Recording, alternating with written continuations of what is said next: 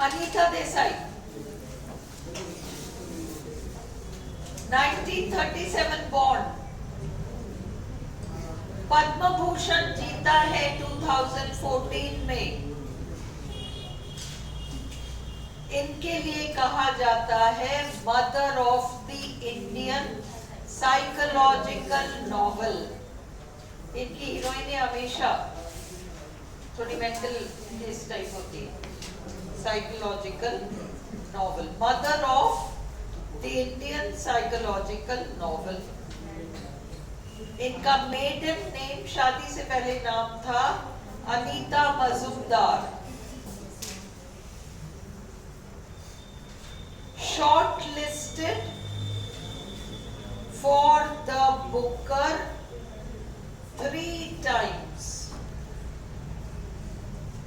ये जो इनके clear light of the day, in custody और फास्टिंग फीस्टिंग, ये जो 3 रचनाएं हैं, clear light of the day, in custody, fasting, feasting, ये तीनों इनकी बुकर के लिए शॉर्टलिस्ट हुई है। कोई अलग बात है कि ये जीती नहीं, पर ये तीनों नॉवेल्स आपको याद होना चाहिए कि इन चारों में से कौन सा बुकर के लिए शॉर्टलिस्ट नहीं हुआ था। तब आपको आंसर पता होना चाहिए। फास्टिंग, फीस्टिंग, इन कस्टडी और फिर clear light of the day, ये इनके तीनों बुकर के लिए शॉर्टलिस्ट हुई है। 9 साल की उम्र में इन्होंने एक पोएम छाप दी थी, 9 इयर्स में। ठीक है, तो साहित्य अकादमी अवार्ड 1978 में for her novel fire on the mountain, fire on the mountain, ये जो इनका fire on the mountain novel है, इसमें सिंबलिज्म बहुत है। और ये अपने साउंड्स के लिए,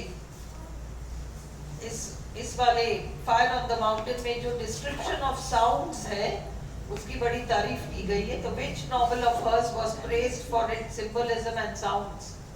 फायर ऑन द माउंटेन। चलो, इनको ब्रिटिश गार्डियन प्राइज मिला for the village by the C.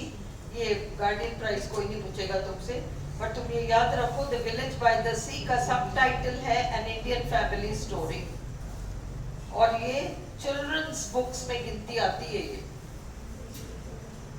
Children's books में गिनती आती है। Based on poverty, hardships and sorrow faced by a small rural community in India. इनका पहला नॉवल था क्राई द पीकॉक, वही ना जिसमें वो धक्का मार देती ऊपर से, वो क्राई द पीकॉक, जिसकी प्रोटैगनिस्ट माया है, इनसेन है, किल्स हर हस्बैंड गौतम। दूसरा clear light of the day, उनकी मोस्ट ऑटोबायोग्राफिकल वर्क है। और अपन ने वो किया था बिल्डम्स रोमैन, याद है? कमिंग ऑफ एज स्टोरी, मतलब बचपन से वयस्क तक का वर्णन।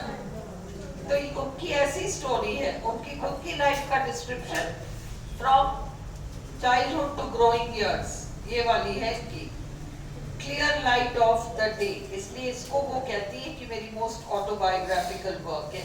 कमिंग ऑफ एज नॉवल है। कमिंग ऑफ एज मतलब बिल्डर्स रोमन, जिसमें कि बचपन से वयस्क तक का वर्णन होता है। इन कस्टडी एक उर्दू पोएट है ना, और उर्दू के डिक्लाइन के बारे में, वो पोएट जो है अपना नहीं कर पाता, about an Urdu poet in his declining days, ये shortlisted for Booker है। फास्टिंग, फीस्टिंग, शुरू की आधी कहानी इंडिया में सेट है, बाद की आधी कहानी अमेरिका में सेट है। ये मैंने अनीता देसाई पर आपको ना 4 ऑप्शंस नहीं दिए, बट मैंने आपको 11 क्वेश्चंस दिए, वो 11 की 11 याद कर लेना, बस कुछ भी मत करो, ये 11 याद कर लो, ये सारा मत करो, वो 11 जो मैंने दिए वो याद कर लो। The Zigzag Way, about an American academic and writer अपनी गर्लफ्रेंड के साथ मेक्सिको चला जाता है. Zigzag Way मेक्सिको में सेट स्टोरी है 20वीं शताब्दी में. Who goes with his girlfriend to Mexico and rediscovers his passion for writing. वापस से लिखना शुरू कर देता है. ये वाला. अगला The Artist of Disappearance short story collection है. अब ये याद रखना, इनकी लास्ट कलेक्शन है द कंप्लीट स्टोरीज 2017, और अगर ये ऑप्शन में ना हो तो ये आर्टिस्ट ऑफ डिसअपियरेंस इनका लास्ट है 2011. 2017 आ जाए ठीक, नहीं तो 2011. Voices in the city second novel है.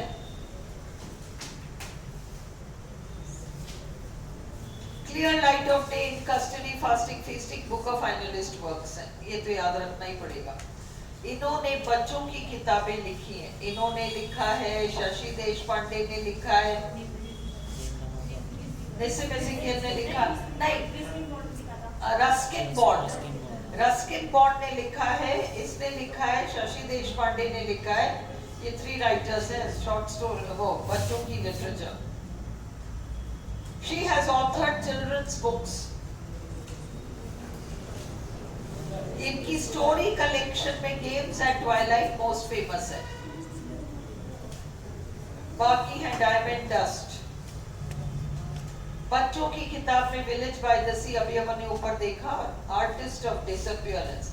याद रखना, इसमें 3 नॉवेल्स, छोटे छोटे नॉवेल्स को मिलाया है, आर्टिस्ट ऑफ डिसअपियरेंस. लास्ट ही बहुत इंपॉर्टेंट है, जर्नी टू इथाका. इसमें 3 यात्राओं का वर्णन है. वो अगर 2 दे दें और आपसे तीसरा पूछ लें, journey of Sophie, journey of Matteo, journey of the mother.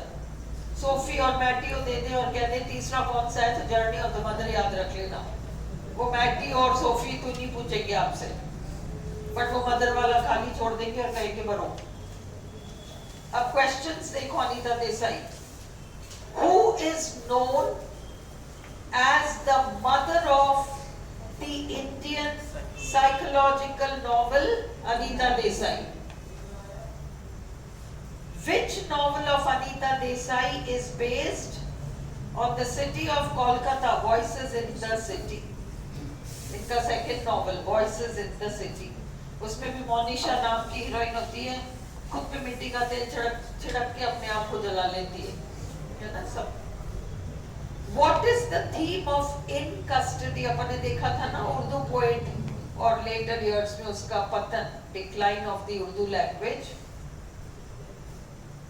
What is the setting of the Zigzag Way? 20th century Mexico. Girlfriend के साथ चला जाता है ना वो Mexico. At what age did Anita Desai publish her first story? 9 years of age. Where shall we go this summer is about Sita नाम के character के बारे में. Anita Desai was shortlisted 3 times for the Booker, for which 3 works? Clear Light of Day, In Custody, Fasting Feasting. To which 3 journeys does the novel Journey to Ithaca refer? Sophie, Matteo, Mother. अब last minute में पढ़ रहे हो ना तो भूल जाएगा, एक रीडिंग लगा लो. Which novel of Anita Desai has its first part in India and the second part in America? Fasting, Feasting. For which novel did Anita Desai win the Sahitya Academy Award? Fire on the Mountain. Last question, which novel is praised for its poetic symbolism and use of sounds? Fire on the Mountain. अब हम